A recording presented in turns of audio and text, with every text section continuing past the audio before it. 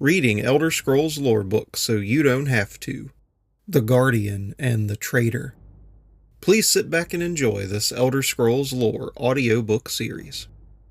This is a Skull legend describing a dragon priest's corruption by Hermamora, which, if you've played the Dragonborn DLC, I'm sure you can guess who that is. One of the more intriguing legends found on the island of Solstheim is the story of a mythical figure whose name is long forgotten, but whom time remembers as the Traitor. Certain that this myth is rooted in history, I set out to learn what I could and perhaps piece together a presumptive account of the events that gave rise to the legend. The tale is best remembered by the shamans of the Skull, that unique tribe of Nords whose culture evolved along an entirely divergent path than that of their brethren in Skyrim. I spoke at length to the shaman of Skull Village, a wise and hospitable man named Brager Wintermoon. He described an age long ago when dragon ruled over the whole world and were worshipped as gods by men. Presiding over this cult of dragon worshippers were the dragon priests, powerful mages who could speak the dragon language and call upon the power of the Thume, or voice. According to the legend, one such dragon priest was seduced by a dark spirit named Hermamora, an unmistakable analogue for the Daedric prince Hermaeus Mora. Lured by the promises of power, this treacherous priest secretly plotted against his dragon master. The traitor's plot was discovered by one of his contemporaries, another dragon priest whom legend named the Guardian.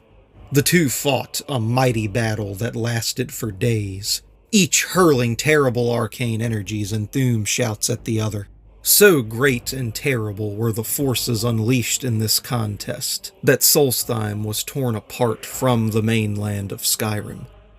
Here, the myth clearly descends into the realm of pure fantasy. The Guardian, whom the legend presents as a paragon of loyalty and nobility, finally defeats the despicable traitor, who seems to represent all that is corrupt and evil in men.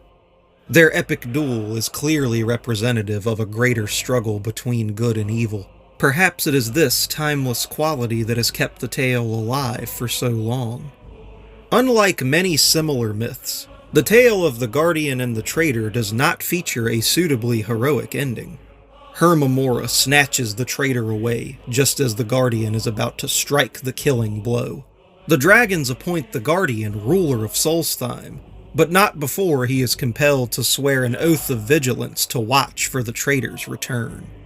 His reign is, by all accounts, a time of peace and prosperity for the people of the island, and he is remembered as a wise and just leader. No further mention is made of the traitor, but neither is he thought to be dead. The legend ends on a cautionary note that the people of Solstheim, the heirs of the Guardian, must remain wary, lest the dark influence of Hermamora, or even the traitor himself, return someday.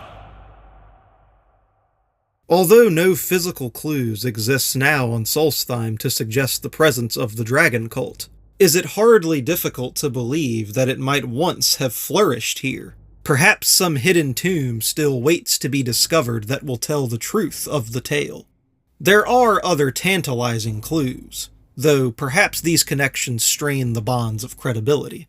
For example, is it possible that the Skull deity, the Allmaker, is some distant echo of mighty Alduin, the world eater of the ancient Nord pantheon? Perhaps not, but one thing is certain. Solstheim's history is riddled with unanswered questions. Perhaps future generations will pull aside the veils of mystery and reveal the truth about the origins of the Skull and the identities of the Guardian and the Traitor.